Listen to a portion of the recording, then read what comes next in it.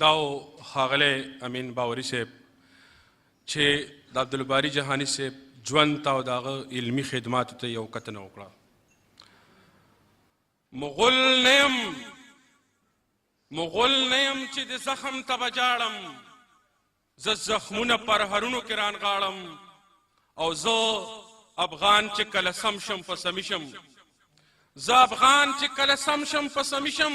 د زرې زرې حساب به دنه غواړم. په دې شعرونو باندې ملګرو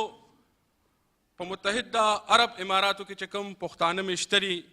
د هغې ټولو څنګه چې ما په اول کې ذکر وکړو د ټولو تنظیمونو ادبي دي که سیاسي دي که د خیر ښېګړې تنظیمونه دي د هغې نمایندګان دلته کې شته. زه د هغې نه یو څو مشران سټیج ته راغواړم. موږ د یوې د پښتنو له طرفه دې راغلو مېلمنو ته به شملې په سره وو، نو هغوی به هغه فریضه چې کوم دی نو سر ته رسوي. ښاغلي عبدالباري جهاني صاحب له خواست کوم چې راشي او د یوې د پښتنو له طرفه ورته دا مشران لونګۍ په سر کړي. ښاغلی تود هرکلی وکئ.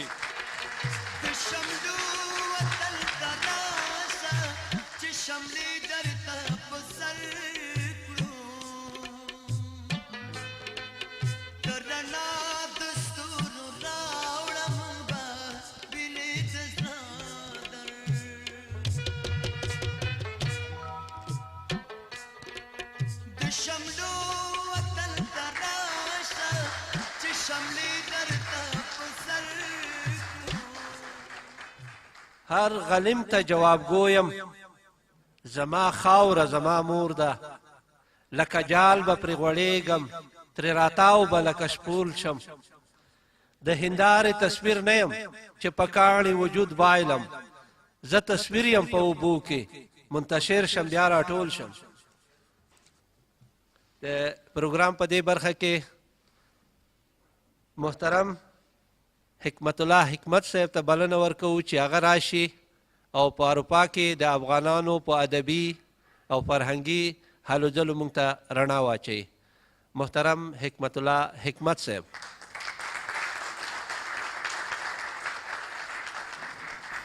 بسم الله الرحمن الرحیم. د جهاني صاحب په اجازه، د درنو مشرانو په اجازه، د افغانستان د اسلامي دولت د سفارت د کارکوونکو په اجازه، چون دا نننۍ غونډه تاسو د جهاني صاحب په ویاړ رابللې ده. جهاني صاحب هغه څوک چې د لر او بر افغانستان د مظلوم ملت غږ یې تر ننه پورې د هر افغان تر کوره رسولی دی، هرې جونګړې ته رسېدلی دی، د ده په شعر کې د ده په لیکنو کې. ځکه نو زه ډېر لنډ غواړم تاسو ته څه ووایم، نور هغه څه چې باید تاسو ته ووایي هغه به خپله جهاني صاحب وي. جهاني صاحب هغه نوم دی چې زه ورته د خالق ذوالجلال لخوا پر افغان او پښتانه ملت باندې یې پیرزوینه ګڼم. هغه ملت چې د سوونو کلونو را په دې خوا ډېر غمونه لیدلي دي، لږ شادۍ یې په نصیب سوي دي. هغه ملت، هغه قوم جهاني صاحب غوندې یو څوک لري چې د دغه ملت په غم کې تل غمجن پاتې سوی دی، په شادیو کې یې شاد پاتې سوی دی. موږ منظمې غونډې لرو، مشاعرې لرو، سیمینارونه لرو، په هیواد کې د فرهنګي ټولنو سره اړیکې لرو. هغه څه چې ستاسو نننۍ غونډه تر دې ټولو غونډو شانداره کوي هغه دا ده چې په دې غونډه کې خوشبختانه د لر او بر پښتون ملت ټول استازي، هغوی چې د خپل ځانه سره د پاچا خان اندیشه لري، هغوی چې د شهید خان صمد خان اندیشه د ځانه سره لري، هغوی چې د حمزه بابا شعر ته یې غوږ نیولی دی او د حمزه بابا د شعر نه یې الهام اخیستی دی، هغوی چې د غني خان په شاعري کې ځان ته الهام پیدا کړی دی، هغوی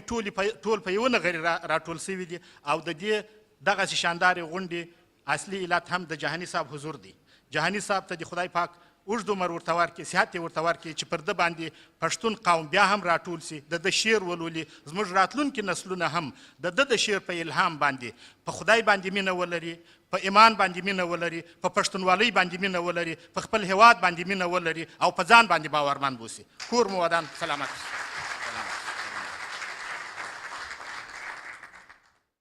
وی زما د ټولو مردۍ کړي خوارۍ رنګ رانه وړ، سره د ډېرو هڅو هم زندګۍ رنګ رانه وړ. زما د ټولو مردۍ کړي خوارۍ رنګ رانه وړ، سره د ډېرو هڅو هم زندګۍ رنګ رانه وړ. منم چې ډېر خنډان دي جوړ زما په لاره کې کړل، خو شیخه ستا هم د ریا بندګۍ رنګ رانه وړ. زه منم چې تاسو به ټول تږي یاستئ لکه زما په شان دی چې جهاني صاحب به کله راځي او خپل اشعار او خپل کلام به موږ سره کله شریکوي. نو ستاسو انتظار لنډوو او اوس محترم جهاني صاحب ته بلنه ورکوو چې راشي او خپل شعرونه او خپل خبرې او وینا موږ سره شریکه کړي. محترم عبدالباری جهاني صاحب.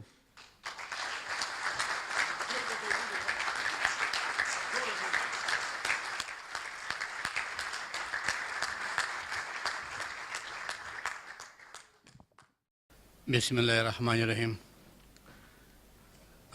ویاړم چې د لومړي ځل لپاره د خپل دغه د سولې د غیر رسمي سفر په ترڅ کې د لر او بر پښتنو په مخ کې درېږم او دا ویلی سمه چې د لر او بر دواړه پښتانه په خپل تاریخ کې د اوس په شان ستونزو سره کله نه و مخامخ شوي. دا لومړی ځل دی تقریبا چې د لر او بر پښتانه دواړه اوس د یو شان ستونزو سره مخامخ دي. د دې نه مخکې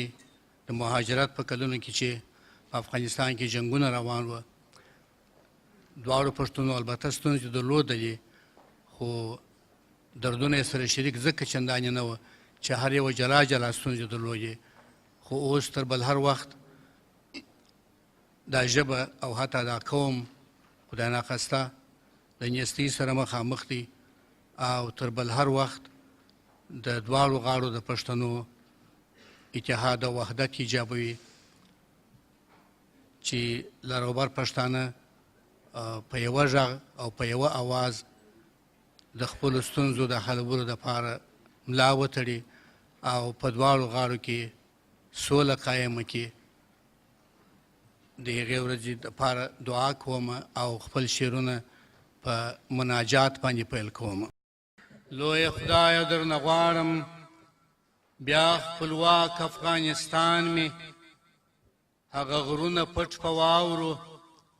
هغه لال د بدخشان مې، شګوفې مې د بادامو، ګلغونډۍ او ارغوان مې، سره ګلونه د انارو، کندهار غیږ د جانان مې، بوی د ګلو د نارنجو، ننګرهار ښکلي زلمیان مې، له آمو تر ارغندابه یوه کړکه یو میدان مې. خدایه داسې وطن غواړم چې مې خپل پکښې واکمن وي، چې قومونه سره خپل وي، د یوې ابۍ زامن وي. داسې ملک در څخه غواړم چې مې خپلې وي پلټنې، غرونه خپل سیندونه خپل وي، زموږ کېږدۍ وي پکښې پلنې، چې په زړه د توپانو کې لکه غر هسې ولاړ وي، نه واورین ژمي یې مات کې، نه یې ویره له اهاړ وي، چې مې کلي چې ښارونه په پښتو راته ګډېږي، چې مې غرونه پښتو وایي په سیندونو کې بهیږي، چې په لیکم حماسي مې د ازل د شملورو، چې په اخلم جنازې مې د نړۍ د زورورو، چې لیلا پښتو مې نه وي زه د چا ښکلا به ستایم، زه به چاته نظم لیکم، زه به چاته غزل وایم، کومه ژبه به مې ستایي د کیږدیو دنګې ښکلي کوم نسیم به راته راوړي بوی د ګلو د سنځلي خدایه پڅه خو یې مه کړې د خوشحال فولادي توره تر قیامته درنه غواړم پر اورنګ باندې مور بوره دی پیچومو دی دښتونو توپانونه دي لیدلي د پیړیو سرکشانو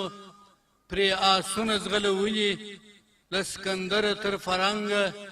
مات لیچونه دي وتلي پر هارونه یې خوړلي ککرۍ یرغړېدلي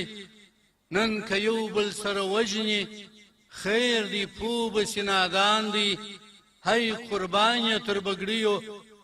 زما اولس دی زما جانان دی یوه ورځ به داسې راشي چې قومونه سره خپل وي په یوه خوله به غږېږي یو به کور یو به مرچل وي ړندوي به غبرګې سترګې د لستوڼي د مارانو یو ملت یو به بیرغ وي یو به خدای یو به ایمان وي یو وطن یو به لشکر وي یو قانون یو به پیمان وي دا وطن به وي د خپلو دا به مینه د وروري وي دا هیواد به وي د سولې دا به کور د خپلواکۍ وي په یوه آواز به وایو ترانې د پخوانیو په یوه ژبه به ستایو کارنامې د مېړنیو دا قلا د مسجدي ده دلته کور د ایوب خان دی دا مقتل د شاه شجاع دی دا مرچل د اکبر خان دی دا وطن د پښتنو دی دا وطن دی د تاجکو دلته کور د هزاره دی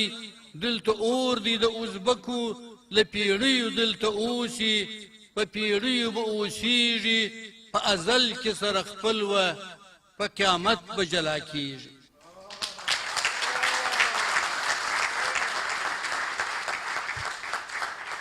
ستا خیالونه مې جانانه را یادېږي کله کله تېره غشي د یادونو را اورېږي کله کله نه پر هار د هېرېدو دی نه مې رنځ د جوړېدو دی تر زړګي مې زخمي ویني را څڅېږي کله کله د زمان توندو بادونو سیوري وړي دي د پلونو په دې سوځنده د رباط کې څه ښکارېږي کله کله زما د عمر تر خزانه نصیب اوښکې تویولې تر مزاره به مې شمې را رسیږي کله کله له مطرب سره به ژاړي زما بوډۍ بوډۍ غزلې پر شهباز به مې نظمونه لا شرنګېږي کله کله زه مین پر ارغوان یم زما پر قبر دې هېر نسي چې په یاد مې د سپرلیو زرغونېږي کله کله دلته یو جهاني نه دی بې حسابه دې وتلي له محفله روانېږي رخصتېږي کله کله